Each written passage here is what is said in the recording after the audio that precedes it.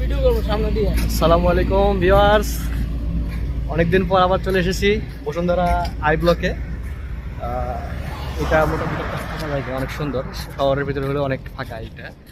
তো কারো যদি ডিপ্রেশন অতিরিক্ত কাজ করে এই জায়গায় আপনারা ঘুরতে আসতে পারতেন। এখানে চারপাশের অনেক মনোরম পরিবেশ, খুব সুন্দর। এখানে আসলে মনে হয় যে সিঙ্গাপুর অথবা সুইজারল্যান্ডের। এই যে বিহাইতে পোলা, এই যে প্রেমিক পুরুষ কাশফুল নিয়ে